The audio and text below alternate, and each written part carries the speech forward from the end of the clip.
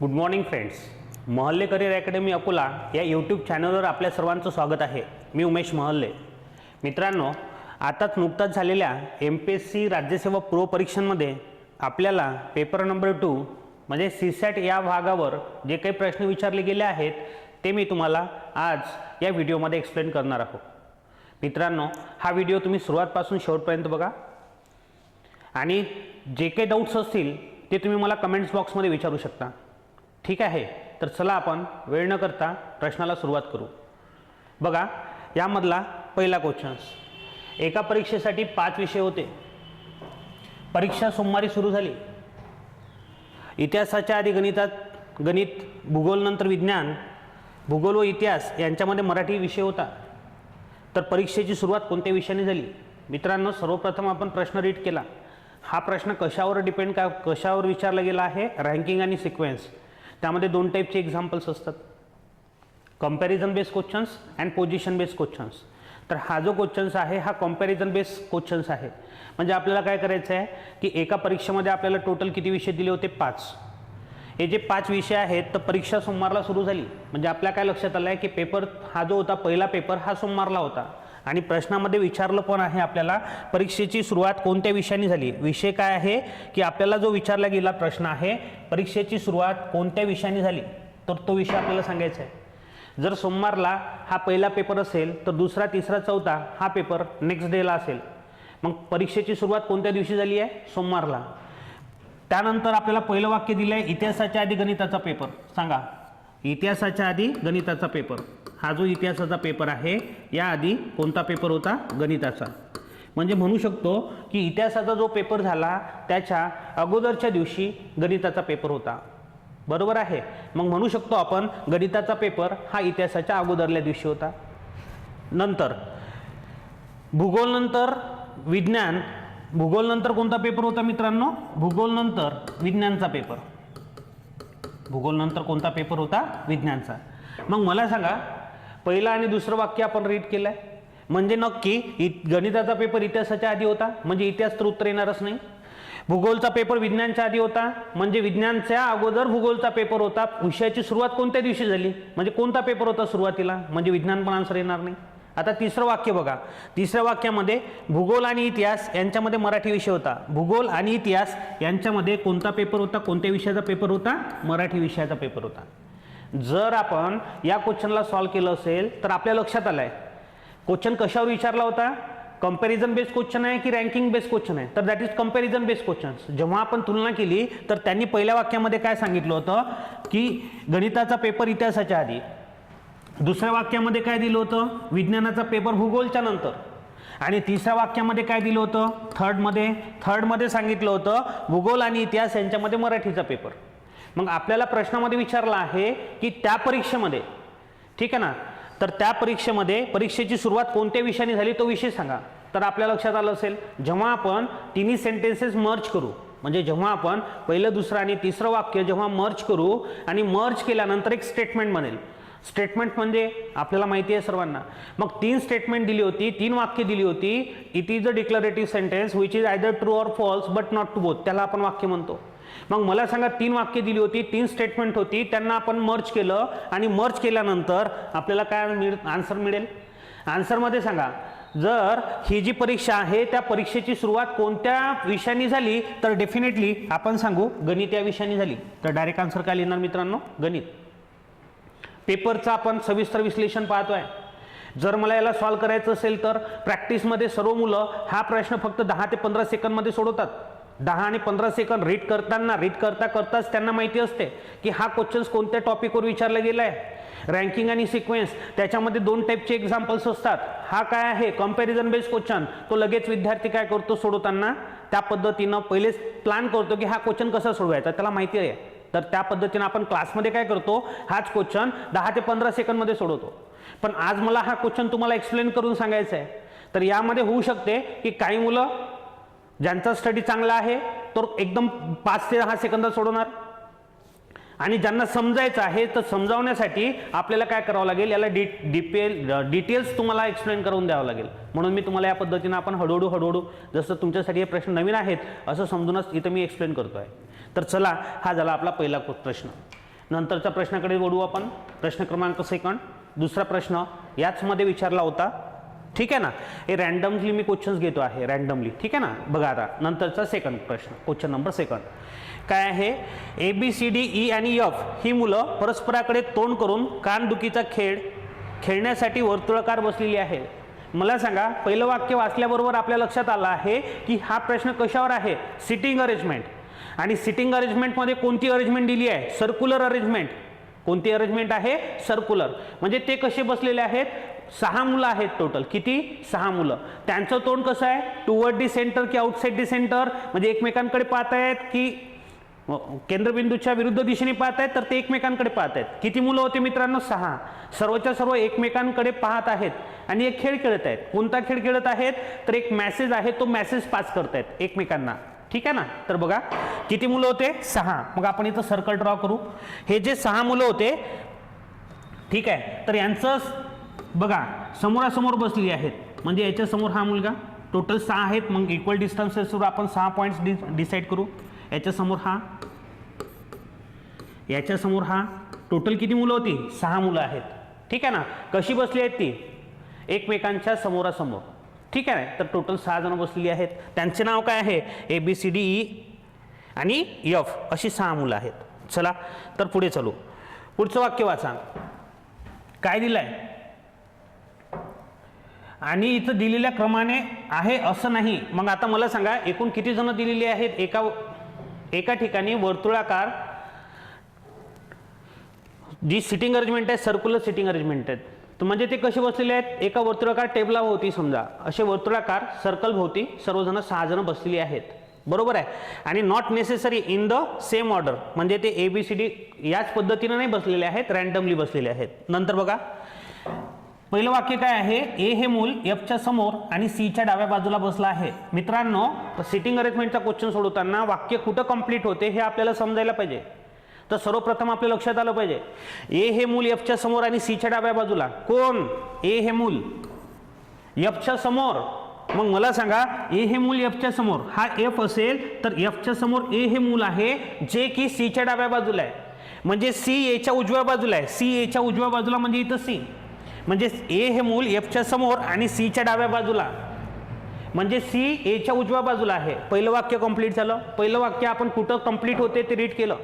काय होतं वाक्य. ए हे मूल C च्या समोर. ए मूल C च्या समोर आणि C च्या डाव्या बाजूला. चला पहिलं वाक्य कंप्लीट झालंय. दुसरं वाक्य बघा.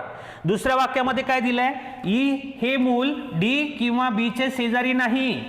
मला सांगा, ई हे मूल D आणि B चे शेजारी नाही. हा जो ई आहे हा कोणाचा शेजारी नाही. डी किंवा ई यांचा शेजारी नाही. मग प्रश्नामध्ये सांगितलं ई हा डी किंवा बी चा शेजारी नाही. सॉरी, कोणाचा. डी किंवा बी यांचा शेजारी नाही.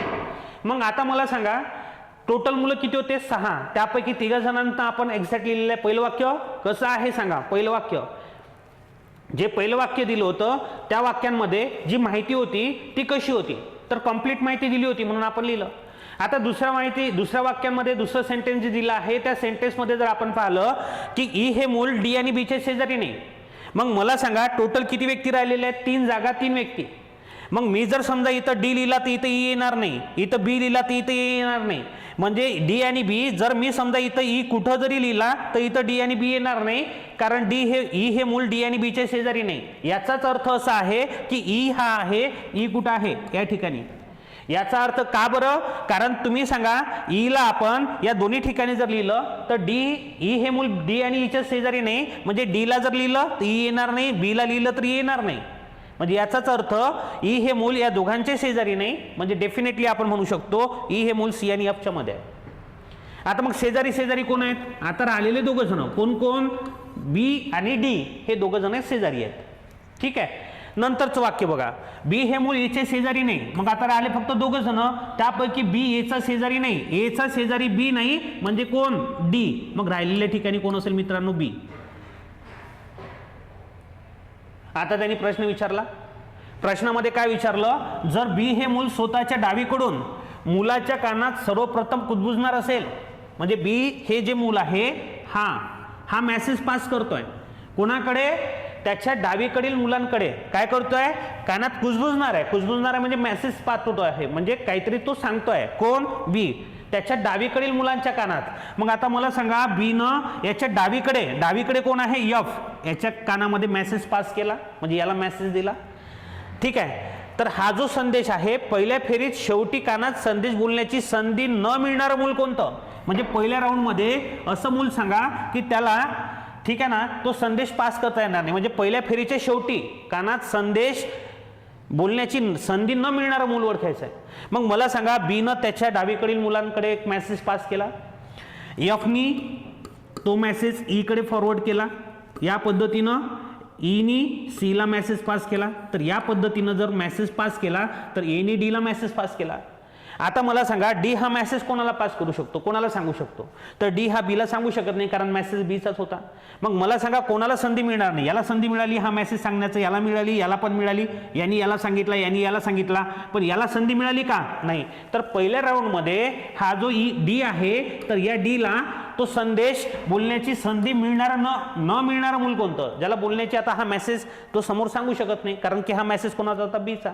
मग सांगा, कोणाला संधी मिळाली नाही या 6 पैकी, तर डीला. म्हणून आपला आन्सर येईल फक्त ऑप्शन डी. फक्त डी हे जे मूल आहे, याला तो जो मेसेज आहे, तो मेसेज बोलण्याची संधी मिळणार नाही, म्हणजे समोरच्याला पास करण्याची संधी मिळणार नाही. तर अशा पद्धतीनं या प्रश्नाचं उत्तर होतं. तर चला समोरच्या प्रश्नाकडे जाऊ आपण. बघा, नंतरचा प्रश्न आपण रीड करा. पुढील माहिती काळजीपूर्वक वाचा व त्यावरून प्रश्नाची उत्तरं निवडा. आपल्याला माहिती दिली आहे ती काळजीपूर्वक वाचा आणि प्रश्नाची उत्तरं द्या, असं आपल्याला म्हटलंय. एक्स हा वायचा भाऊ आहे.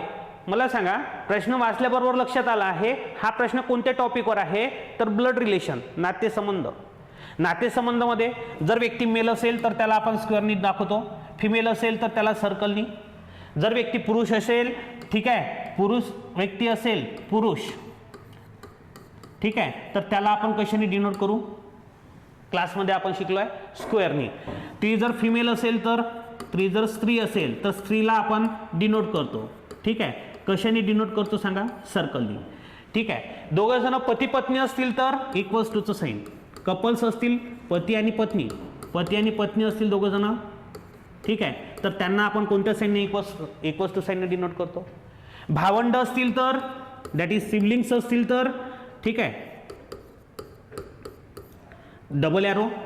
आणि मुलगा आणि मुलगी असेल तर डाऊनवर्ड एरो. मुलगा किंवा मुलगी असेल, मुलगा आणि मुलगी कोणाची, आई आणि वडिलांची, मुलगा किंवा मुलगी असेल तर आपण डाऊनवर्ड एरोने लिहितो. एक लक्षात घ्या, नातेसंबंधामध्ये जे काही प्रश्न आपण सॉल्व्ह करतो तर प्रश्न सोडवताना जनरेशननुसार लिहितो मित्रांनो. फर्स्ट जनरेशनमध्ये कोण येते माहिती आहे आपल्याला, second generation, third generation, fourth जनरेशननुसार आपण डायग्राम ड्रॉ करतो. ठीक आहे. तर बघा, आपण क्वेश्चन सॉल्व्ह करताना हा जो नातेसंबंधाशी रिलेटेड क्वेश्चन आहे, हा क्वेश्चन आपण कमीत कमी 5 ते 7 सेकंद, जास्तीत जास्त 10 ते 15 सेकंड्समध्ये सोडवू शकतो. बघा, आता सुरुवातीला काय दिलं होतं, पहिलं वाक्य, एक्स हा वायचा भाऊ आहे.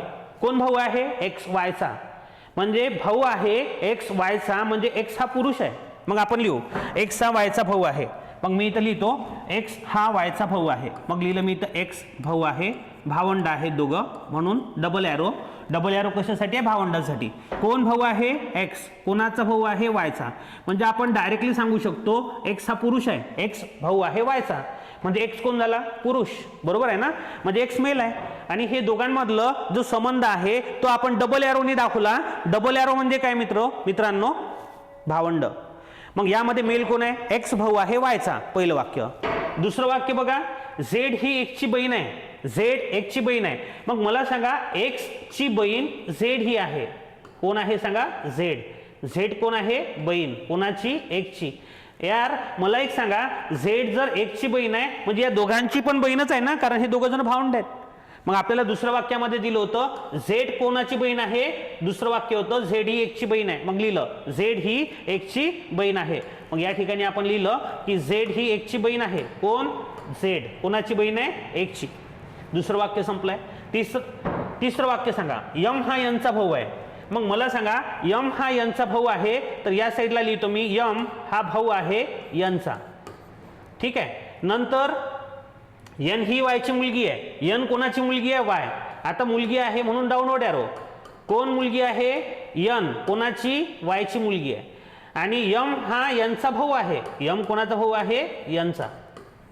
ठीक आहे. आता बघा, आपण प्रश्न सॉल्व करताना सर्वांना माहिती आहे की जेव्हा आपण प्रश्न सॉल्व करतो तर प्रश्न सॉल्व करताना ही जी माहिती दिली होती ती माहिती आपण कंप्लीट लिहिली. आता काय विचारलंय? यमचे काका असणारी व्यक्ती कोण? आता मला सांगा, यमचे काका. यमचे काका, आता कोणत्याही व्यक्तीचे काका म्हणजे त्यांच्या वडिलांचे भाऊ. आता यमचे काका, तर यमची यन बहीण आहे, म्हणजे हे दोघं जण भावंड आहेत. हे दोघं भावंड आहेत. हे मुलं कोणाचे आहेत? वायचे. मग वाय कोण आहे? एक तर वडील असेल किंवा आई असेल. मग मला विचारलं यमचे काका, आपल्याला प्रश्नात विचारलं यमचे काका. यमचे काका म्हणजे वडिलाचे भाऊ. मग मला सांगा, आपल्याला वायचं जेंडर दिलंय का? वाय मेल आहे की फिमेल आहे माहिती आहे का आपल्याला? नाही. मग सांगा, हे जर हा जर वाय यमचा वडील असेल, वाय जर यमचा वडील असेल तर काका कोण होणार? एक्स. काय येणार आन्सर? एक्स. आणि वाय ही जर या दोघांची आई असेल तर आईच्या भावाला आपण मामा म्हणतो, म्हणजे एक्स कोण होणार? मामा. मग आपल्याला प्रश्नामध्ये विचारलं यमचे काका आणि ऑप्शन्समध्ये आपल्याला क्लिअर दिलंय एक्स, वाय, झेड आणि यन असं दिलंय. यापैकी नाही असं ऑप्शन आहे का? नाही. मग मला सांगा, हा जो यम आहे, यमचे काका कोण? तर डेफिनेटली कोण होणार? एक्स. इंग्लिशमध्ये काकांना आपण अंकल म्हणतो. हाच क्वेश्चन इंग्लिशमध्ये असेल तर अंकल दोन असतात, एक पॅटर्नल आणि मॅटर्नल. पॅटर्नल अंकल आणि मॅटर्नल. पॅटर्नल म्हणजे वडिलांकडचे आणि मॅटर्नल म्हणजे आईकडचे. वडिलांकडचे अंकल म्हणजे काका आणि आईकडचे अंकल म्हणजे मामा. म्हणजे पॅटर्नल अंकल म्हणजे वडिलांचा भाऊ आणि मॅटर्नल म्हणजे आईचा भाऊ. मग मला सांगा, आपल्याला विचारलं यांचे यमचे अंकल कोण? तर अंकल कोण होते? एकतर काका किंवा मामा. मग इंग्लिशमध्ये जर क्वेश्चन वाचला असेल तर आपण डायरेक्टली सांगू शकतो या प्रश्नाचा आन्सर मराठीमध्ये काका दिलाय, मग डेफिनेटली वाय कोण असेल? पुरुष. बरोबर. मग यांचे वडील कोण झाले? वाय. वायचा भाऊ कोण? एक्स. म्हणजे आपण सांगू शकतो यमचे काका कोण? एक्स. तर डेफिनेटली आन्सर काय मिळेल आपल्याला? एक्स मिळेल. ठीक आहे. तर चला आपण समोरच्या प्रश्नाकडे. तर हा प्रश्न कशावर दिला होता आपल्याला? परत ब्लड रिलेशनवर.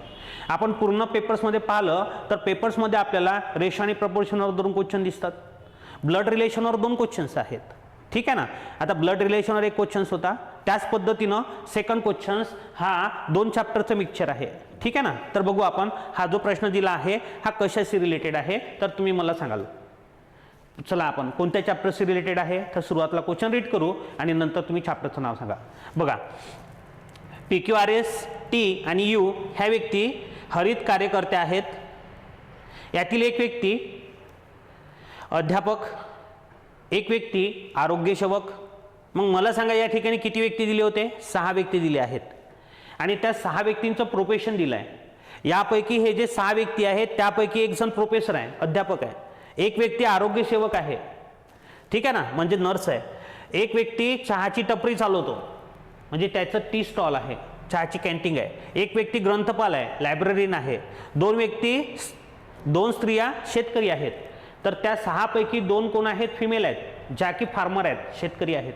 मग मला सांगा, प्रश्नामध्ये आपण वाचताना लक्षात आलं काय काय दिलं होतं आपल्याला प्रश्नातनी? व्यक्तींचे नावं आणि त्यांचं प्रोफेशन. पहिल्या ठिकाणी जेवढं आपण रीड केलं, म्हणजे व्यक्ती दिले आहेत टोटल 6, त्यांचं प्रोफेशन दिलं आहे. पुढचं वाक्य आपण पूर्णच्या पूर्ण रीड करू. बघा आता समोर काय दिलं आहे? या गटात 2 विवाहित, या गटामध्ये 2 विवाहित जोडपी आहेत. मला सांगा, या ग्रुपमध्ये 2 विवाहित जोडपी आहेत, म्हणजे 2 कपल आहेत, म्हणजे 2 पुरुष आहेत आणि 2 स्त्रिया आहेत समोर. आता मला सांगा, दिलेली माहिती, या माहितीच्या आधारे आपण आता प्रश्नाला सुरुवात करू. मग मला सांगा, आतापर्यंत दिलेली माहितीमध्ये आपल्याला काय लक्षात आलं की या ठिकाणी टोटल 6 व्यक्ती आहेत. या 6 व्यक्तींचं प्रोफेशन्स दिलं आहे. त्यापैकी 2 स्त्रिया ह्या शेतकरी आहेत. एक व्यक्ती हा कोण आहे? तर एक व्यक्ती हा प्रोफेसर आहे, एक व्यक्ती आरोग्यसेवक आहे, एक व्यक्ती चहाची टपरी चालवतो, एक व्यक्ती ग्रंथपाल आहे आणि 2 स्त्रिया आहेत. तर टोटल किती व्यक्तींचं प्रोफेशन दिलं होतं? 6 व्यक्तींचं. चला आता समोर चालू. या गटात 2 विवाहित जोडपी आहेत. तर लक्ष द्या, पहिलं वाक्य, या गटामध्ये 2 विवाहित जोडपी आहेत. याचाच अर्थ की यामध्ये हा जो गट आहे हा कुटुंब नाही म्हटलं. यांनी कुटुंबावर आधारित प्रश्न आहे का? कुटुंब म्हटलं का नाही? गट. एक लक्षात ठेवा, या ठिकाणी हे जे व्यक्ती आहेत, हे जे सदस्य आहेत, एका कुटुंबातले आहेत का? कुटुंब असतं तर आपण ब्लड रिलेशनच्या पद्धतीनं आपण सॉल्व्ह केलं असतं. पण हे कुटुंब नाही आहे. कुटुंब नाही, कारण इथं दिलेलं नाही आहे कुटुंब शब्द. कुटुंब असतं तर आपण काय केलं असतं? ठीक आहे, त्यांच्यामधलं रिलेशन दाखवलं असतं यापूर्वीच्या क्वेश्चन सारखं. पण मला सांगा, इथं 6 व्यक्ती दिले आहेत, त्यांचं प्रोफेशन्स दिलं आहे आणि सांगितलं आहे की याच्यामध्ये 2 जे व्यक्ती आहेत ते कोण आहेत? कपल आहेत. 2 कपल आहेत म्हणजे 2 पुरुष आणि 2 स्त्रिया आहेत, म्हणजे 2 मॅरिड कपल आहेत. बरोबर. कपल कोणाला म्हणतो? ज्यांचं लग्न झालं त्यांनाच आपण कपल म्हणतो. पुढे चला. ग्रंथपाल व्यक्तीने एससी विवाह केला आहे जी शेतकरी आहे. इथं वाक्य कंप्लीट होते. पहिलं वाक्य कुठं कंप्लीट झालं बघा. ग्रंथपाल व्यक्तीने एससी विवाह केला जी शेतकरी आहे. आता मला सांगा, ज्याचं प्रोफेशन ग्रंथपाल आहे, म्हणजे जो व्यक्ती ग्रंथपाल आहे, मग इथं आपण लिहायला सुरुवात करू. ठीक आहे. आता बघा, हा जो व्यक्ती आहे जो ग्रंथपाल आहे, ठीक आहे, तर ग्रंथपाल व्यक्तीनं एससी विवाह केला, म्हणजे ज्याचं प्रोफेशन ग्रंथपाल आहे त्यांनी विवाह केला आहे एस सोबत. आता मला सांगा, हा ग्रंथपाल असणारा व्यक्ती याचा विवाह कोणासोबत झालेला आहे? एस सोबत. ठीक आहे. आता एस सोबत विवाह झालेला आहे म्हणजे पहिलं कपल काय मिळालं सांगा आपल्याला? ग्रंथपाल आणि एस सोबत विवाह झाला. ठीक आहे. तर हे पहिलं कपल मिळालं आपल्याला. कपल कशाने दाखवतो आपण? Equals to sign. म्हणजे ग्रंथपालाचा विवाह यश या व्यक्तीशी झाला. सध्या तरी याचं प्रोफेशन आपल्याला माहिती नाही. समोर चालू आपण. गटातील एकही स्त्री चहाची टपरी चालवत नाही किंवा आरोग्यसेवक नाही. आता मला सांगा, गटातील एकही स्त्री चहाची टपरी चालवत नाही किंवा आरोग्यसेवक नाही. मग मला सांगा, या गटामध्ये जे 6 व्यक्ती दिले आहेत त्या 6 व्यक्तींपैकी ज्या स्त्रिया आहेत त्या स्त्रियांचं प्रोफेशन एकही व्यक्ती, ठीक आहे ना, या वाक्याचा अर्थ पहिले समजून घ्या. एकही व्यक्ती चहाची टपरी चालवत नाही किंवा आरोग्यसेवक नाही. मग एकही स्त्री म्हणतो तो. स्त्री चहाची टपरी चालवत नाही आणि आरोग्यसेवकही नाही, म्हणजे जो आरोग्यसेवक आहे आणि जो चहाची टपरी चालवतो तो पुरुष आहे. मग ज्याचं प्रोफेशन जो चहाची टपरी चालवतो, ठीक आहे ना, तो या वाक्यावरून लक्षात येते तो पुरुष आहे. आणि जो आरोग्यसेवक आहे तो सुद्धा पुरुष आहे. म्हणजे आपल्या काय लक्षात आलं या वाक्यावरून आपल्याला असं लक्षात येईल की जी व्यक्ती चहाची टपरी चालवतो आणि आरोग्यसेवक आहे ती व्यक्ती स्त्री नाही, म्हणजे पुरुष आहे. चला पुढच्या वाक्याकडे. आरही व्यक्ती चहाची टपरी चालविते. तिने यू या व्यक्तीशी विवाह केला आहे. इथं वाक्य कंप्लीट होते. आर ही व्यक्ती चहाची टपरी चालवते. मला सांगा, चहाची टपरी चालवते तो व्यक्ती कोण? आर. मग आरचं प्रोफेशन आपल्याला माहिती पडलं. सेकंड कपल कोण झालं? आर. मग मी इथं लिहितो, आरनी विवाह केला आहे. कोणाशी? आर ही व्यक्ती काय करतो? चहाची टपरी चालवतो. आता चहाची टपरी चालवतो याचाच अर्थ आर हा पुरुष आहे आणि त्यानं विवाह केलाय. आरचा विवाह कोणाशी झालेला आहे सांगा? यूशी. मग आता मला सांगा, हा पुरुष आहे, त्याचा विवाह यूशी झाला म्हणजे डेफिनेटली यू कोण झाली? त्याची पत्नी. बरोबर आहे. मग सांगा, आर हा व्यक्ती चहाची टपरी चालवतो म्हणजे आरचं प्रोफेशन काय आहे? चहाची टपरी चालवतो. याचा अर्थ तो चहाची कॅन्टीन चालवतोय म्हणजे हे झालं आरचं प्रोपोर्शन.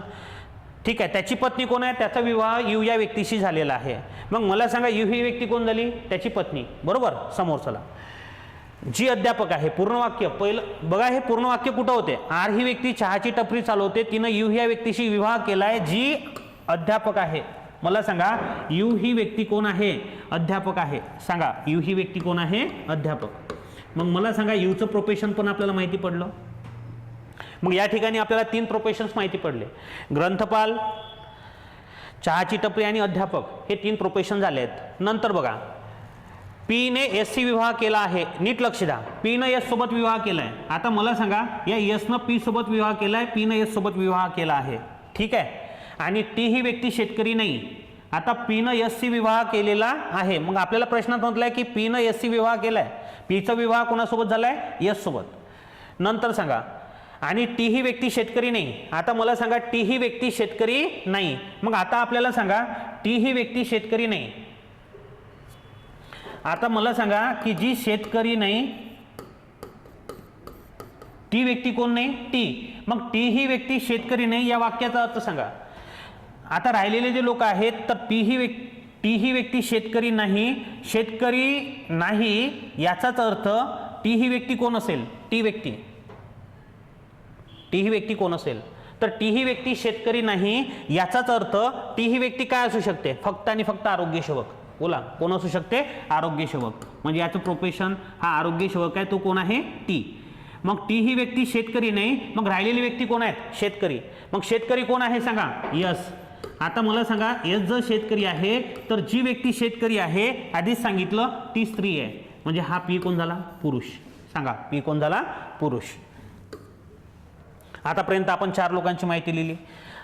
आता मला सांगा टीचं प्रोफेशन काय झालं? हा जो टी आहे हा पुरुष आहे, याचं प्रोफेशन काय आहे? टी आरोग्य सेवक. टी कोण आहे? आरोग्य सेवक. आणि नंतर राहिलेला व्यक्ती कोण आहे? ठीक आहे, राहिलेला व्यक्ती कोण? आता राहिलेला व्यक्ती कोण आहे सांगा? याच्यामध्ये पी झाला, क्यू झालाय, क्यू बाकी आहे. मग आता सांगा क्यू कोण असेल? राहिलेला व्यक्ती एकच आहे, क्यू. आता मला सांगा क्यू ही व्यक्ती कोण असेल? क्यू. आता राहिलेली व्यक्ती ही स्त्री आहे आणि ही कोण आहे सांगा? शेतकरी. सांगा क्यू व्यक्ती कोण असेल? शेतकरी. कारण की यामध्ये 2 स्त्रिया ह्या शेतकरी आहेत. मग आता प्रश्नामध्ये काय विचारलं आपल्याला सांगा? दिलेल्या पर्यायातून असत्य विधान निवडा. जे दिलेलं पर्याय आहे त्यामधलं आपल्याला असत्य विधान निवडायचं आहे. गटातील स्त्रियांची एकूण संख्या निश्चित करणे शक्य नाही. या ठिकाणी स्त्रियांची संख्या निश्चित करणं शक्य आहे का? 1 2 3 हो शक्य आहे. तो म्हणतो असत्य विधान ओळखा. असत्य. तर इथं सांगा गटातील स्त्रियांची एकूण संख्या निश्चित करणं शक्य नाही. ठीक आहे, हे असत्य विधान आहे का? तर इथं सांगा हे सत्य विधान आहे की आपण इथं स्त्रियांची संख्या निश्चित करू शकतो, म्हणजे हे उत्तर येणार नाही. जी व्यक्ती ग्रंथपाल आहे ती नक्की स्त्री आहे. जी ग्रंथपाल आहे ती नक्की स्त्री आहे. सांगा हे असत्य विधान आहे का? जी व्यक्ती ग्रंथपाल आहे ती नक्की स्त्री नाही. जी व्यक्ती ग्रंथपाल आहे ती स्त्री नाही, हे सत्य विधान आहे. जी ग्रंथपाल आहे ती स्त्री नाही, कोण आहे? पुरुष. असत्य म्हणतो तो, हे तर सत्य विधान आहे. जी व्यक्ती चहाची टपरी चालवते ती नक्की गटातील पुरुष आहे. जी चहाची टपरी चालवते तो पुरुष आहे, हे पण सत्य विधान आहे. या गटात नक्कीच 3 स्त्रिया सदस्य आहेत, हे पण विधान सत्य आहे. ठीक आहे. मग आता मला सांगा त्यांनी विचारलं असत्य विधान, गटातील स्त्रियांची एकूण संख्या निश्चित करणे शक्य नाही. आता तो म्हणते गटातील स्त्रियांची संख्या निश्चित करणे शक्य नाही. शक्य आहे, तो म्हणते शक्य नाही. मग हे असत्य विधान आहे. मग करेक्ट आन्सर काय येणार मित्रांनो? Option number first. क्लिअरली समजलं सर्वांना? तो काय म्हणतोय? गटातील स्त्रियांची एकूण संख्या निश्चित करणं शक्य नाही. शक्य आहे ना, गटातील स्त्रियांची संख्या सांगणं शक्य आहे, 3 आहेत. तर हे असत्य विधान आहे, म्हणून याचा ऑप्शन नंबर काय येईल? फर्स्ट. नंतरचा प्रश्न पाहू आपण. 400 माणसे एका दिवसात 9 तास काम करून 1/4 भाग 10 दिवसात पूर्ण करतात. इथं वाक्य कंप्लीट झालं. हा प्रश्न कोणत्या टॉपिकवर विचारला गेला मित्रांनो? तर आपण सहज सांगू शकतो हा टाईम आणि वर्कशी रिलेटेड आहे. आणि टाईम आणि वर्कशी रिलेटेड असलेला प्रश्न आपण कसा सोडवतो सर्वांनाच माहिती आहे. लक्ष द्या, विचारलेला फॉर्म्युला सर्वांना माहिती असेल. टाईम आणि वर्कला सॉल्व्ह करायचं असेल तर माणसांसोबत टाईमची टर्म आली तर ती आपण मल्टिप्लायमध्ये लिहितो. म्हणजे M1 H1 D1 upon W1 R1 is equals to M2 H2 D2 upon W2 R2. यापैकी कोणकोणती टर्म्स दिलेली आहे सांगा? आपल्याला दिलेली टर्म कोणती? ठीक आहे, 400 माणसं 9 तास काम करून एक काम 10 दिवसात पूर्ण करतात. किती टक्के? 25%. म्हणजे W पण दिला. ठीक आहे, D1 M1 H1 D1 W1 दिलेला आहे. 4 व्हॅल्यू दिलेल्या आहेत. आता विचारलेला प्रश्न तर म्हणजे इफ म्हणजे गिवन, तर म्हणजे then we have to find. मग आपल्याला याच्यापैकी किती व्हॅल्यू दिल्या होत्या? 4. तर लिहू आपण. चला, आपण खूप इझिली याला सॉल्व्ह करू शकतो आणि कमी वेळामध्ये सॉल्व्ह करू शकतो. डायरेक्ट सांगा, 400 माणसं 9 तास काम करत आहेत. ही H1ची व्हॅल्यू. काम पूर्ण झालं 10 दिवसामध्ये. किती टक्के काम झालं? 1/4. 1/4 भागचा अर्थ समजला का? 25% सुद्धा म्हणू शकता तुम्ही. किती टक्के काम म्हणू शकता? 25%. ठीक आहे. आता 25% म्हणा तर 1/4 म्हणजे 4 पैकी 1 भाग पूर्ण झाला कामाचा, म्हणजे हा झाला W1. सेकंडमध्ये काय विचारलं? जर दर दिवशी त्याच गतीनं 8 तास काम करणारे किती अतिरिक्त माणसे उरलेलं काम 20 दिवसात पूर्ण करतील? आता प्रश्न लक्ष द्या. प्रश्नामध्ये काय म्हणता येते? उरलेलं काम पैकी म्हणजे 4 पैकी 1 भाग झालं. उरलेलं काम 4 पैकी 3 भाग. जे उरलेलं काम आहे त्याच गतीनं दररोज 8 तास काम करून, दररोज किती तास काम करून? 8 तास काम करून, ठीक आहे ना, ते कंप्लीट करायचं आहे 20 दिवसात. किती दिवसात कंप्लीट करायचं आहे? 20 दिवसात. 8 तास काम करून उरलेलं काम.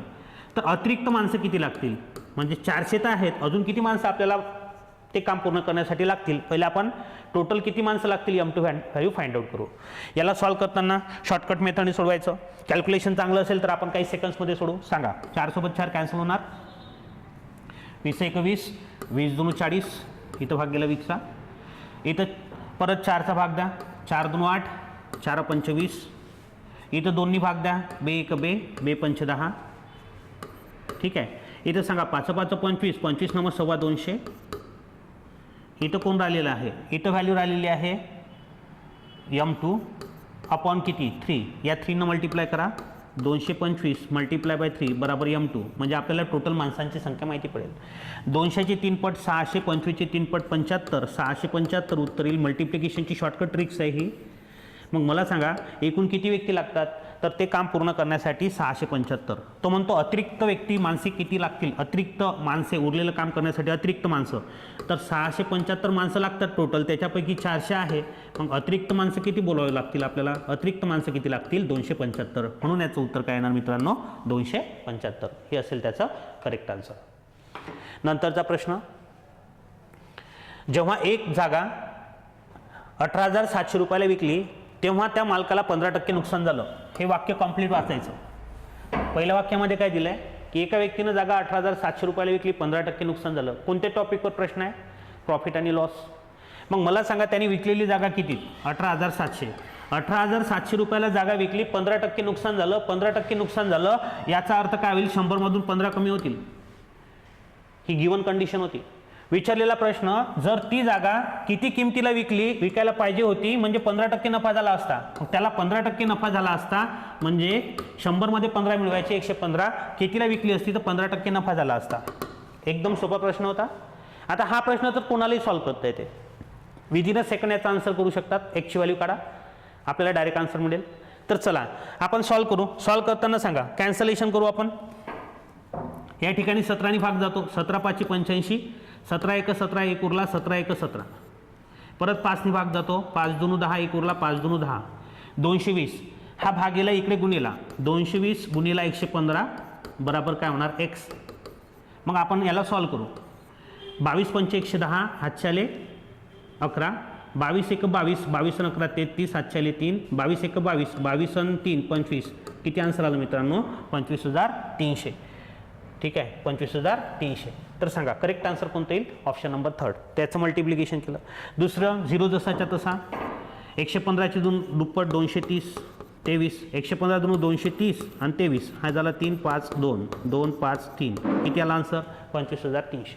तर आपण खूप इझिली हा प्रश्न सोडू शकत होतो. मित्रांनो हा प्रश्न आपल्याला कोणत्या टॉपिकवर विचारला गेला होता, प्रॉफिट आणि लॉस. आता हे एक्सप्लेन करतोय म्हणून तुम्ही बॅचमध्ये सॉल्व्ह करताना सर्वजणांना माहिती आहे, सवय असते, प्रश्न भरपूर सारे प्रॅक्टिस करतो आपण. एका टॉपिकवर नियर अबाउट 300 400 क्वेश्चन आपण सॉल्व्ह करतो चॅप्टरवर प्रॅक्टिस एक्झाम्पल्समध्ये. आणि नंतर मग त्याचे टेस्ट घेतो, पेपर घेतो. प्रत्येक टॉपिकवर तुमच्या 5-5 पेपर्स होतात. मग आता मला सांगा तुम्ही हे जे प्रश्न सोडवत आहे याची प्रॅक्टिस झाल्यानंतर आपण याला असं सोडू का, नाही. प्रॅक्टिस झाल्यानंतर आपण डेफिनेटली याला डायरेक्टली सोडू शकता. पुढचा प्रश्न बघा आपल्याला विचारला आहे कशावर आहे, पाण्याची टाकी आणि नळ. बघा एका नलिकेने एक टाकी 4.5 तासामध्ये भरते. मग मला सांगा ही पाण्याची टाकी पूर्ण भरण्यासाठी या नळाने किती तास लागला, या नळाने 4.5 तास. मग 4.5 तासामध्ये या नळाने पाण्याची टाकी पूर्ण भरते, म्हणजे टाकी भरण्यासाठी लागणारा वेळ किती 4.5 तास. मग 4.5 तासामध्ये ही टाकी पूर्ण भरते. पण बुडाशी गळती असल्यामुळे अर्धा तास जास्त लागला. आता इथं जर गळती असेल, आता गळती असल्यामुळे अर्धा तास जास्त लागला. ठीक आहे. मग मला सांगा हा टाईप तुम्ही जर ऑब्झर्व केला असेल तर तुम्ही म्हणाल सर आम्ही तर काही सेकंदमध्ये सोडू शकतो. कारण त्यानं आपल्याला काय दिलं होतं, त्यानं दिलं होतं दोन्ही नळां मिळून टाकी भरण्यासाठी, म्हणजे टाकी भरण्यासाठी लागणारा नळ ए आणि गळती म्हणजे बी, या दोघां मिळून अर्धा तास जास्त लागला. याचाच अर्थ 6 तास लागले. अर्धा तास जास्त लागला म्हणजे 6 तास लागले. आणि तसं पहिल्या नळांनी लागत होते ए नळांनी 4.5 तास. मग आता मला सांगा दोघांची व्हॅल्यू दिली असेल, एकट्यांची दिली असेल आणि दुसऱ्याची काढायची असेल तर आपण काय करतो, दोघांचं मल्टिप्लिकेशन. कशाचं, या दोघांचं मल्टिप्लिकेशन. चला दोघांचं मल्टिप्लिकेशन करू. या दोघांचं मल्टिप्लिकेशन 6 गुणिला 4.5 आणि दोघांमधला डिफरन्स 1.5. ठीक आहे, 1.5ची 3 पट 4.5 साइन 3 18. मग सांगा बी नळाने ती टाकी खाली करायला किती तास लागतील, 18 तास. मग त्याने विचारलं गळतीमुळे रिकामी होण्यासाठी किती वेळ लागेल, तर आपण एका सेकंदामध्ये सांगायचं 18 तास. जर कन्सेप्ट क्लिअर असतील तर आपण प्रश्न एवढाही वेळ लागत नाही, फार कमी वेळामध्ये सोडवू शकतो. चला समोरच्या प्रश्नाकडे. एक रक्कम ABCDE यांच्यामध्ये अनुक्रमे 5 2 4 3 या प्रमाणात विभागायची आहे. हा तर प्रश्न एकदमच सोपा होता, रेशो आणि प्रपोर्शनवर विचारला गेला. काय करायचं आहे आपल्याला, काही रक्कम आहे ती ABCD या 4 व्यक्तींमध्ये या रेशोमध्ये काय करायची होती, वाटायची होती. प्रमाण दिलं होतं म्हणजे गुणोत्तर दिलं होतं आपल्याला. आणि सोबतच काय दिलं आहे, सीला डी पेक्षा 1000 रुपये 1000 रुपये कशी मिळाले, सीला डी पेक्षा 1000 रुपये जास्त मिळाले. तर मला सांगा आपल्याला प्रश्नामध्ये हा प्रश्न तर आपण लिहिणार पण नाही, डायरेक्ट सॉल्व्ह करू शकता. व्यक्तींची नावं सांगा, कोण कोण होतं, ए बी सी डी या 4 व्यक्तींमध्ये ही जी रक्कम आहे ती कोणत्या रेशोमध्ये डिवाइड करायची होती, 5:2:4:3 या प्रमाणात. मग आपल्याला काय दिलं होतं, गुणोत्तर दिलं होतं त्यांच्या हिश्श्याचं. आता सांगा सीला डी पेक्षा किती रुपये जास्त मिळाले, 1000 रुपये. रेशो दिला चौघांचा आणि डिफरन्स दिला, सीला डी पेक्षा जास्त रुपये किती मिळाले, 1000. मग सांगा 1x बरोबर किती होईल, या दोघांमधला फरक, कारण या दोघांमधला फरक आहे 1000 रुपयाचा, तर रेशोमधला फरक काढला आपण. 1x बरोबर 1000 म्हणजे x ची व्हॅल्यू किती आली, 1000. आपल्याला प्रश्नामध्ये विचारलं b चा वाटा किती असेल, तर ही व्हॅल्यू इथं पुटअप करा. सांगा b चा वाटा किती असेल, 2000. प्रत्येक व्यक्तीने हा प्रश्न काही सेकंड्समध्ये सोडवला असेल. ठीक आहे, फारच इझी क्वेश्चन होता हा, रेशो आणि प्रपोर्शनवर विचारला गेला होता. नंतरचा प्रश्न, बी कडे सी पेक्षा 5 रुपये अधिक आहे, ए जवळ बी पेक्षा 14 रुपये अधिक आहे. जर तिघांजवळील पैसे समान होतील अशी देवाणघेवाण निवडा. पहिल्यांदा तुम्ही मला प्रश्न समजला का सांगा. ठीक आहे, मग याच्यासाठी बेसिक लागतो. बेसिक कन्सेप्ट जर क्लिअर असेल तर आपण डायरेक्टली आपण सोडू शकतो. आता मला सांगा बी कडे सी पेक्षा 5 रुपये अधिक आहे आणि तिघांकडील ए जवळ बी पेक्षा 14 रुपये अधिक आहे आणि प्रश्नामध्ये विचारलं काय, तिघांजवळील पैसे समान होतील अशी देवाणघेवाण करायची आहे. आता मला सांगा या वाक्याचा अर्थ काय, तिघांजवळील पैसे समान होतील अशी देवाणघेवाण करायची आहे म्हणजे शेवटी हे जे ए बी सी आहे यांचं गुणोत्तर एकाच एक असलं पाहिजे. म्हणजे तिघांकडील जे पैसे आहेत त्यांनी देवाणघेवाण केल्यावर पैसे समान होतील यांचाच अर्थ त्यांचं गुणोत्तर काय असेल, सारखं, म्हणजे 1:1:1 होणार. मग आता हे काय करणार आहे, 3 जण पैशांची देवाणघेवाण करतील. मग आपल्याला दिलेली माहिती काय होती, दिलेली माहिती होती की हे 3 व्यक्ती होते, कोण, ए बी आणि सी. यामध्ये काय सांगितलं आहे, प्रश्नामध्ये सांगितलं की ए जवळ बी कडे सी पेक्षा 5 रुपये अधिक आहेत, ह्या बी कडे सी पेक्षा 5 रुपये अधिक आहेत. म्हणजे सी जवळ जर 1 रुपया असेल तर बी कडे 5 रुपये जास्त, म्हणजे किती, 6 रुपये. म्हणजे आपल्याला काय दिलं आहे प्रश्नामध्ये की बी कडे सी पेक्षा 5 रुपये जास्त आहे. दुसरं वाक्य, ए जवळ बी पेक्षा 14 रुपये जास्त आहे, ए जवळ बी पेक्षा 14 रुपये जास्त आहे. म्हणजे बी जवळ जे पैसे आहेत त्याच्यापेक्षा 14 रुपये जास्त आहेत, म्हणजे किती रुपये आहेत, 20 रुपये. मग आता मला सांगा ही काय होती, दिलेली माहिती गिव्हन. आता काय करणार, ते देवाणघेवाण, पैशांची देवाणघेवाण कशा पद्धतीनं करायची, म्हणजे तिघांकडे पैसे समान होतील म्हणजे गुणोत्तर एकाच येईल. मग आपण पाहू याच्यातली देवाणघेवाण कोणती बरोबर आहे, कोणती योग्य आहे, म्हणजे जेणेकरून जे गुणोत्तर आपल्याला मिळेल ते 1:1:1 मिळणार. मग आपण देवाणघेवाण पाहू आपण यामधली कोणती बरोबर आहे. तर बघा, पहिली देवाणघेवाण, दुसरी आणि तिसरी, आपल्याला 4 दिल्या होत्या. यापैकी आपल्याला, तुम्ही याला जर सॉल्व्ह कराल तर सॉल्व्ह करायला जास्त टाइम लागणार नाही, हार्डली 1 मिनिटामध्ये आपण देवाणघेवाण करून त्याचा आन्सर लिहू शकतो. बघा आता मी फर्स्ट थर्डला सॉल्व्ह करतो. ए हा सीला 8 रुपये देईल. सांगा, ए हा सीला 8 रुपये देईल. ए न सीला 8 रुपये दिले म्हणजे ए कडचे 8 रुपये कमी झाले, म्हणजे झाले 12 रुपये. ए कडे किती रुपये उरले, आता ए न सीला 8 रुपये दिले म्हणजे सी कडे किती झाले, पहिले 1 रुपया होता, 8 रुपये ए कडून मिळाले म्हणजे त्याच्याकडे 9 रुपये झाले, याच्याजवळ 8 रुपये कमी म्हणजे किती झाले, 12 रुपये. मग ही देवाणघेवाण काय होती, ए न सीला 8 रुपये दिले आणि बी ए कडून 3 रुपये मिळाले, बी ला ए कडून 3 रुपये मिळाले, पहिले सी ला दिले, आता ए कडून 3 रुपये बी ला मिळाले, बी कडे 6 रुपये होते, 3 रुपये मिळाले म्हणजे किती झाले, 9. यानं 3 रुपये दिले म्हणजे याच्याकडे किती झाले, 9 रुपये. मग आता मला सांगा ही देवाणघेवाण करेक्ट आहे का, हो, कारण तिघांकडे जेव्हा यांचं देवाणघेवाण झाली तर यांचं गुणोत्तर काय आलं सांगा, एकाच 9 भाग द्या. म्हणजे तिघांकडे पैसे कसे आले, सारखे, म्हणून आपला ऑप्शन काय असेल, ऑप्शन नंबर 3. ठीक आहे, या टाईपचे क्वेश्चन्स आपण घेतलेले आहेत. समोरचा प्रश्न पाहू आपण. समोरचा एक्झाम्पल बघा, ए बी सी व डी या व्यक्तीने सरासरी वय, ए बी सी डी या 4 व्यक्तींचं सरासरी वय 30 वर्ष आहे. मला सांगा या वाक्याचा अर्थ काय. प्रश्नामध्ये काय दिलं होतं की 4 व्यक्तींचं सरासरी वय 30 वर्ष आहे. या वाक्याचा अर्थ त्या चौघांची वयाची बेरीज 120 आहे. सरासरी किती, 30. व्यक्तींची संख्या किती, 4 व्यक्तींचं सरासरी वय 30 वर्ष आहे, म्हणजे 4 व्यक्तींच्या वयाची बेरीज 120 वर्ष. मित्रांनो, आपल्याला किती व्यक्ती दिले होते, हे 4 व्यक्ती, यांच्या वयाची सरासरी 30 वर्ष, म्हणजे या चौघांच्या वयाची बेरीज सांगा, या चौघांच्या वयाची बेरीज किती असेल, 120 वर्ष. तर 120 वर्ष काय मिळाली, चौघांच्या वयाची बेरीज. तर डीचं वय निश्चित करा. प्रश्नामध्ये काय दिलेलं आहे, डीचं वय निश्चित करा. मला सांगायला हा टॉपिक कोणत्या टॉपिकवर प्रश्न होता. सुरुवात आपण रीड करू पूर्ण प्रश्न, मग सांगाल मला. तर ABCD या व्यक्तींचं सरासरी वय 30 वर्ष आहे, म्हणजे त्याचाच अर्थ बेरीज 120 वर्ष आहे. डीचं वय निश्चित करा. प्रश्न आहे डीचं वय सांगा, निश्चित सांगा, कन्फर्म सांगा. ठीक आहे. विधानं दिली आहेत. ए व सी यांच्या वयाची बेरीज 60 वर्ष आहे. दुसरं विधान, डी ही व्यक्ती ए पेक्षा 10 वर्षांनी लहान आहे.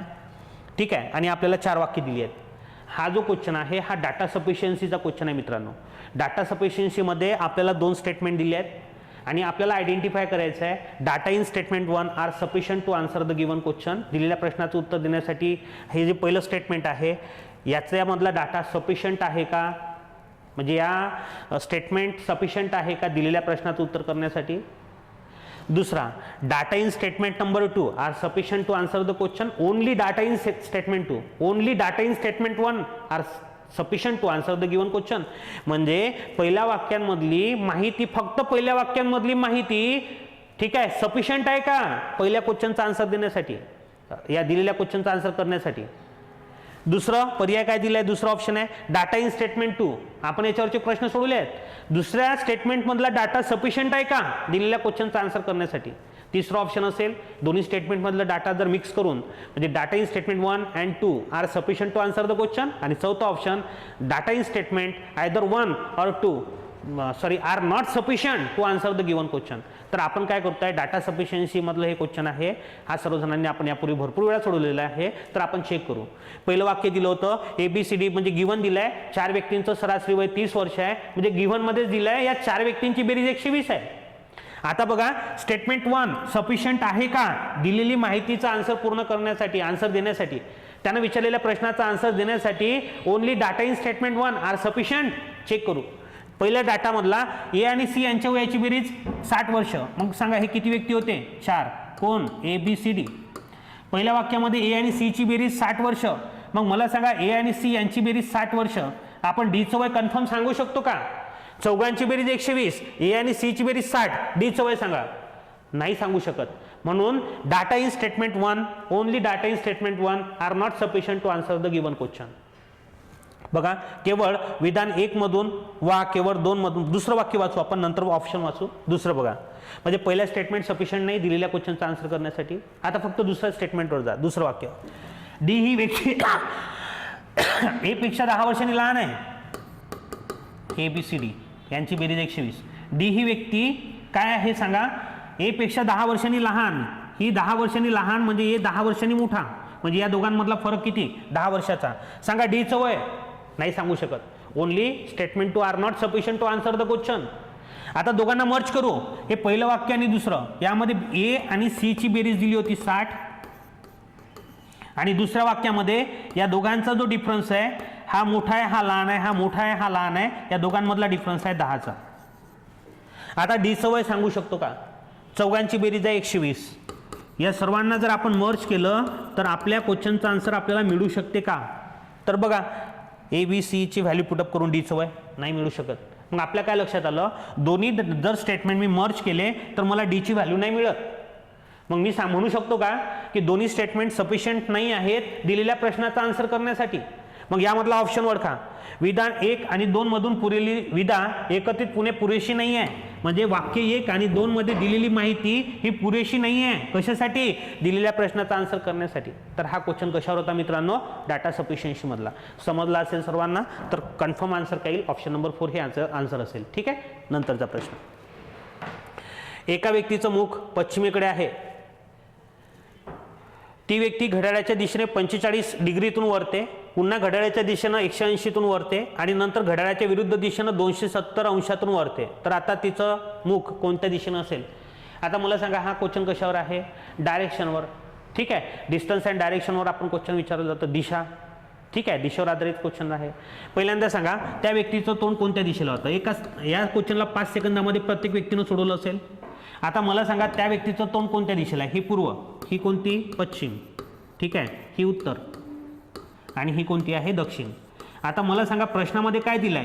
ठीक आहे. एका व्यक्तीचं मुख पश्चिमेकडे आहे, म्हणजे तो व्यक्ती कुठं पाहत आहे, या ठिकाणी उभा आहे आणि तो इकडे पश्चिमकडे पाहतोय. पश्चिमकडे या दिशेला तो पाहतोय. ठीक आहे. सर्वप्रथम बघा ती व्यक्ती घड्याळाच्या दिशेनं 45 अंशामध्ये वळली. आता घड्याळाच्या दिशेनं म्हणजे क्लॉकवाईज, इकडे तोंड होतं क्लॉकवाईज 45 डिग्रीमध्ये वळली, म्हणजे आता चेहरा कुठे गेला, वायव्येकडे. ही आग्नेय ही वायव्येकडे तिचा चेहरा गेला. 45 डिग्रीमध्ये ती घड्याळाच्या काटेच्या दिशेनं वळली. नंतर सांगा पुन्हा घड्याळाच्या काटेच्या दिशेनं 180 मध्ये वळली. 180 म्हणजे घड्याळाच्या काटेच्या दिशेनं, विरुद्ध दिशेनं, म्हणजे ती कोणत्या दिशेला आली, आता आग्नेय दिशेकडे त्याचं तोंड आहे. कोणत्या दिशेला आहे सांगा, आग्नेय. आता नंतर शेवटची माहिती काय दिली आहे, नंतर घड्याळाच्या विरुद्ध दिशेनं 270 वळली. घड्याळाच्या काटेच्या विरुद्ध दिशेनं 270 म्हणजे 90 चे 3 भाग, 90 180 आणि 90 म्हटलं चालेल. घड्याळाच्या काटेच्या विरुद्ध दिशेने 180 आणि 90 म्हणजे ती आता इथं आहे. मग सांगा आग्नेय वायव्य, नैऋत्य ईशान्य.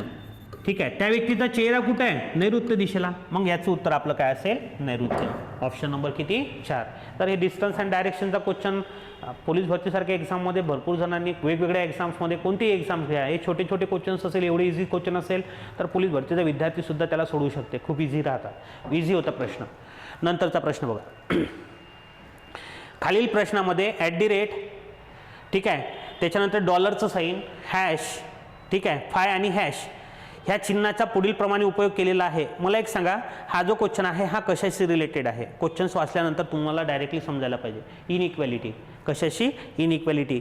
तर इनइक्वॅलिटीमध्ये ठीक आहे ना, इक्वॅलिटीचे जे मेन साईन आहे =, ग्रेटर दॅन, लेस दॅन, ठीक आहे, त्याच्यानंतर less than or equals to, greater than or equals to या चिन्हाचा आपण वापर करतो. तर चला आपल्याला काय दिलं जाते, हा जो चॅप्टर आहे या इनइक्वॅलिटीच्या चॅप्टरवर, ठीक आहे ना, हा जो क्वेश्चन्स आहे या क्वेश्चनला सॉल्व्ह करताना आपल्याला काहीच टाईम लागत नाही, जास्तीत जास्त 5 सेकंदमध्ये. हाच प्रश्न बँकिंगमध्ये विचारला जातो, 5 मार्क्ससाठी विचारला जातो. आणि त्या ठिकाणी हे जे मुलं आहेत हे मुलं त्याला 1 ते 1.5 मिनिटामध्ये पूर्णच्या पूर्ण सॉल्व्ह करतात. ठीक आहे ना, म्हणजे जे काही आपण बँकिंगमध्ये पण घेतो तर त्या मुलांना काय जास्तीत जास्त 1 ते 1.5 मिनिटं लागतो पूर्ण क्वेश्चन अटेम्प्ट करण्यासाठी, 5 पैकी 5 मार्क्स मिळवण्यासाठी. तर आपल्याला राज्यसेवेमध्ये हा प्रश्न 1 मार्क्ससाठी आलेला आहे आणि काही सेकंड्समध्ये सोडवू आपण. लक्ष द्या. मला सांगा त्यांनी काय म्हटलेलं आहे बघा. आता खालील प्रश्नामध्ये हे साईन्स दिले आहेत, 4 साईन दिले आहेत, ठीक आहे, त्यांचा उपयोग करायचा आहे. A φ B, ठीक आहे ना, म्हणजे A B पेक्षा मोठा नाही. मग मला सांगा फायचा अर्थ काय झाला, हा जो फाय आहे फायचा अर्थ आहे A B पेक्षा मोठा नाही, म्हणजे डावीकडील व्यक्ती उजवीकडच्या व्यक्तीपेक्षा, A B पेक्षा, म्हणजे वाक्य कोणाशी आहे, A B पेक्षा मोठा नाही, A हा B पेक्षा मोठा नाही. आता A B पेक्षा मोठा नाही म्हणजेच काय आहे, लहान आहे, नाहीतर बरोबरीच आहे, म्हणजे लेस दॅन ऑर इक्वल्स टू. हे पहिलं वाक्य होतं. म्हणजे फायचा अर्थ लेस दॅन, फायचा अर्थ काय झाला, लेस दॅन, म्हणजे याचा अर्थ फायचा अर्थ काय होईल मित्रांनो, लेस दॅन. पुढचं वाक्य पाहू आपण. फायचा अर्थ लेस दॅन. नंतर $चं साईन B म्हणजे A B पेक्षा लहान किंवा समान नाही, A B पेक्षा लहान. मग सांगा डॉलरचा अर्थ काय आहे, हा डॉलरचा अर्थ A लहान नाही आणि समान नाही, लहान नाही समान नाही म्हणजे मोठा आहे. नंतर तिसरं @ चा अर्थ बघा, A हा B पेक्षा मोठा नाही समान नाही, मोठा नाही समान नाही म्हणजे लहान आहे. नंतर A#B, हॅशचा अर्थ सांगा, A#B म्हणजे A B पेक्षा लहान नाही, A B पेक्षा लहान नाही म्हणजे तो मोठा आहे नाही तो बरोबरीच आहे. ठीक आहे ना. तर आपण काय केलं आहे की हे जे 4 सिम्बॉल दिले होते या 4 सिम्बॉल्सचा जो आहे अर्थ तो काढला. आता आपल्याला वाक्य दिलं आहे, काय दिलं आहे, स्टेटमेंट.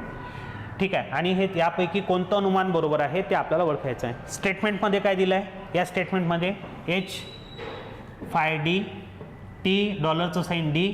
मग हे जे विधान दिलं होतं स्टेटमेंट, सांगा स्टेटमेंट काय होतं, H हे जे साईन आहे ना याच्या ठिकाणी कोणतं साईन पुटअप करू, less than or equals to D. दुसरं या ठिकाणी कोणतं, $चं साईन म्हणजे greater than, T greater than D. नंतरचं स्टेटमेंट काय आहे सांगा, F $चं साईन H, मग F आणि H यामध्ये $चं साईन आहे. सांगा डॉलर म्हणजे कोण, ग्रेटर दॅन. मला सांगा आपल्याला किती स्टेटमेंट दिले आहेत, 3 स्टेटमेंट काय करू आपण, मर्ज करू. 3 स्टेटमेंट काय करू, मर्ज. सांगा आता हे जी स्टेटमेंट दिली, ही जी वाक्य दिली यांना आपण मर्ज करा. आता मर्ज करण्यासाठी आपल्याला व्हेरिएबल सारखा लागेल, एलिमेंट सारखा लागेल, एलिमेंट्स किंवा व्हेरिएबल हे सारखे लागतील. या पहिल्या दोनमध्ये कोण सारखा आहे, D. मग सांगा D पासून मर्ज करा. D हा लहान आहे T पेक्षा, म्हणजे D लहान आहे T पेक्षा म्हणजे T मोठा आहे. ठीक आहे, आता इथं D आहे, D हा मोठा आहे H पेक्षा, D हा greater than or equals to H. या दोघांना आपण मर्ज केलं. आता नंतर कॉमन एलिमेंट्स कोण आहे, एच. एच हा लहान आहे एफपेक्षा, एच लहान आहे एफपेक्षा. सर्वांना समजलं आहे, कारण की आपण काय करतो, यांना मर्ज करतो. मला सांगा 3 स्टेटमेंट मर्ज केल्यानंतर एक नवीन स्टेटमेंट मिळालं. आणि आता आपल्याला काय दिलं इथं, कन्क्लुजन्स, अनुमाने दिलेली आहेत. पहिलं अनुमान बघा, एफ फाय. आता फायचा अर्थ आहे less than or equals to D. Check करा बरं, एफ आणि डी. एफ हा डी पेक्षा लहान आहे, हा एफ डी पेक्षा लहान आहे. आता step number 1, from variable F to D. जेव्हा एफ कडून डी कडे चालतो तर step number 1, first remove the equals to sign. Equals टूचं साईन रिमूव्ह करतो आपण सर्व स्टेटमेंटमधले. दुसरं, अपोजिट साईन असेल तर कंपॅरिझन होत नाही, कारण कंपॅरिझन करताना आपण स्टेप नंबर 2 काय करतो, कॉमन साईन्स फाइंड आउट करतो. ठीक आहे. मग मला सांगा इथं अपोजिट साईन आहेत, आपण बॅचमध्ये हे सर्व सविस्तरमध्ये डिस्कस केलं आहे. इथं सांगा दोन्ही याचे अपोजिट साईन असेल तर तिथं कंपॅरिझन होत नाही, म्हणजे पहिलं स्टेटमेंट काय, फॉल्स आहे, चुकीचं आहे. दुसरं, हॅश. हॅश म्हणजे greater than equals to, T greater than equals to F आहे का, चेक करा. T greater than F, T आणि F from variable T to F. ठीक आहे. सांगा साईन कसे आहेत, हा ग्रेटर दॅन, हा लेस दॅन, हा लेस, अपोजिट साईन आहे, कंपॅरिझन होत नाही. तिसरं, from D to F, from D to F again opposite sign आहे, कंपॅरिझन होत नाही. मग तिन्ही वाक्य कसे आहेत, चुकीचे आहेत. पहिलं ऑप्शन एकही सत्य नाही, फक्त एक सत्य, फक्त 3 सत्य, अनुमानी 1 आणि 2 सत्य. ठीक आहे, एकही सत्य नाही. मग मला सांगा आपल्याला 3 वाक्य दिले होते, त्याच्यापैकी एकही सत्य नाही, म्हणजे ऑप्शन नंबर काय असेल, फर्स्ट. आपण याला डीपली जेव्हा बॅचमध्ये करतो ना, एवढा टाईम लागत नाही. मग आपल्याला स्टेटमेंट दिली होती, स्टेप नंबर 1, स्टेटमेंटला मर्ज करा. स्टेटमेंटला मर्ज केल्यानंतर हे जे अनुमाने आहेत, या अनुमानामध्ये म्हणजे जी आपल्याला काय दिली आहेत कन्क्लुजन, त्या कन्क्लुजनमध्ये कोणतं कन्क्लुजन बरोबर आहे त्याला चेक करा. चेक करण्यासाठी फर्स्ट स्टेटमेंटला मर्ज केल्यानंतर फ्रॉम व्हेरिएबल इथं दिलं होतं F to D. F two डीमध्ये ठीक आहे, सर्वात पहिल्यांदा काय करतो आपण, from variable F to D जातो, साईन्स लिहितो. साईन लिहिल्यानंतर कॉमन साईन आपला आन्सर असते. मग टोटल साईन अपोजिट साईन असेल तर कंपॅरिझन होत नाही. तर तिन्ही ठिकाणी बघितलं आपण, तिथं अपोजिट साईन होते, म्हणजे तिथं कंपॅरिझन होत नाही. म्हणून तिन्हीच्या तिन्ही जे वाक्य दिलेले आहेत ते सर्वच्या सर्व कसे आहेत, फॉल्स आहेत, ट्रू नाही आहे. ठीक आहे, म्हणून आपण या पद्धतीने याला लिहिलं. ठीक आहे. तर चला, अशा पद्धतीनं मित्रांनो आपण या व्हिडिओमध्ये काही क्वेश्चन्स घेतलेले आहेत. पुढील व्हिडिओमध्ये यानंतरचे क्वेश्चन्स मी कंटिन्यू करणार. जर तुम्हाला हे क्वेश्चन्स जर आवडले असेल तर नक्की बाकी मित्रांपर्यंत शेअर करा, की जेणेकरून त्यांना पण यांचं सोल्युशन चांगल्या पद्धतीनं समजेल. आणि बॅच जॉईन करायची असेल तर डेफिनेटली दिलेल्या नंबर्सवर तुम्ही कॉल करा. ठीक आहे. तर मागील भरपूर दिवसांपासून लाईव्हमध्ये येण्याचा विचार होता. ठीक आहे, तसे माझे व्हिडिओ कंटिन्युअसली लाईव्ह येत राहतात, म्हणजे व्हिडिओ मी अपलोड पण करतो आणि लाईव्ह पण घेतो. तर चला मित्रांनो, पुढील व्हिडिओमध्ये लगेच भेटू.